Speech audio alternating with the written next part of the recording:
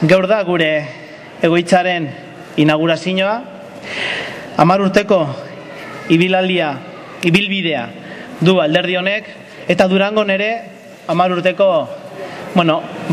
ibilbide batekin gaur inauguratzen dugu egoitza bat. Ondoan, auzokidea dugun apaisak, San Lorenzoko apaisak esan zigun, bedeinkatuko dizuet, eta esan genion, ez diguzu bedeinkatuko, gu laikoak era, eta ez dizugu horretarako sartzen utziko.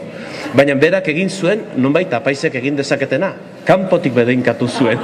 Ez genion utzi sartzen, baina kanpotik egin zuen. Ondoren, pintxoak eman genituen eta pintxoa jatera sartu zen. Egoitza hau irekitzea lan baten fruitua dela. Aralarrek eta Iratzarrik Durangaldean egin dugun lanaren fruitua hain zuzen ere. Gure txikitasunetik ekarpen garrantzitsuak egin dizkiegu Durangoko udal politikari. Eta lan hau aldarrikatu behar dugu. Apaltasunez, baina errotasunez. Gaurtik aurrera, baliabide berri bat dugu Durangaldean. Aralarrek ordezkatzen duen proiektua aurrera eramateko.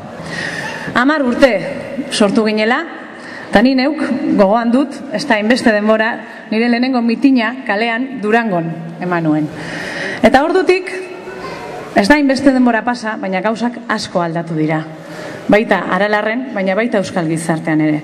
Eta aldaketa horietan nagusiena, garrantzitsuena, herri honek duen premiarik handiena, bakean bizitzeko eskubidea da.